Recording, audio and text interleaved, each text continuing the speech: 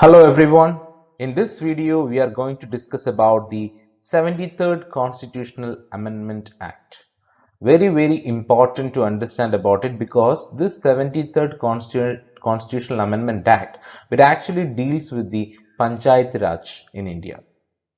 Panchayati Raj, we can actually connect it with the local self-government in India.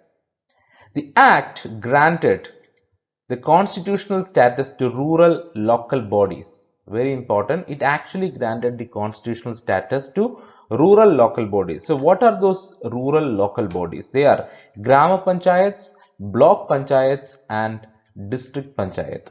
A three-tier form of administration, a three-level form of administration in the local self-government level. That is the Grama Panchayat, the Block Panchayat and the District Panchayat.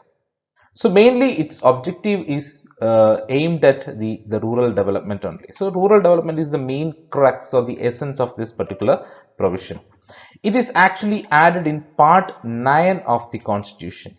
Okay, so part 9 of the constitution mainly deals with the Panchayati Raj in India. The act added another schedule to our constitution, that is the Schedule 11 of the Constitution, which actually deals with the Panchayati Raj, and they have actually included 29 functional items in that particular schedule. So the details about what are the important areas in which the Panchayati Raj system is actually dealing with.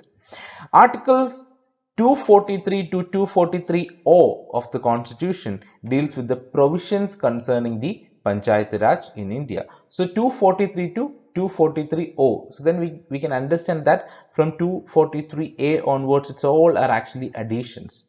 So they are all become a part of the constitution through an amendment.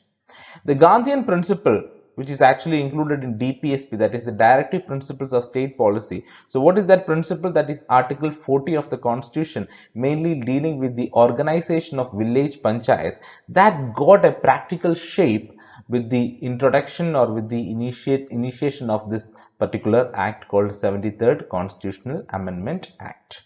So the organization of village panchayat got a practical shape with this particular act.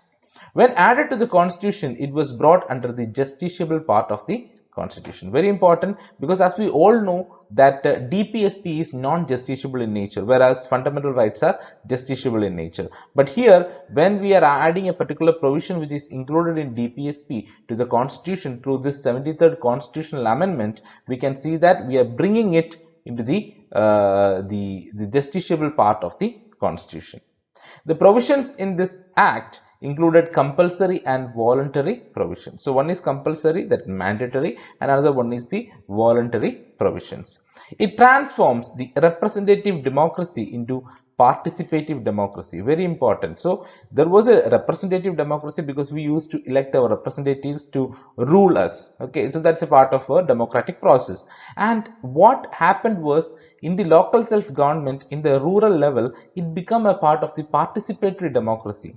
So participatory democracy mainly happens when individual citizens of a democracy who participate in the formation of policies and laws through consistent engagement, a direct participation of the people we can actually see in the lawmaking process, the policy making process at the grassroots level. So this particular article or this particular act, which actually made our system into a participatory democratic model.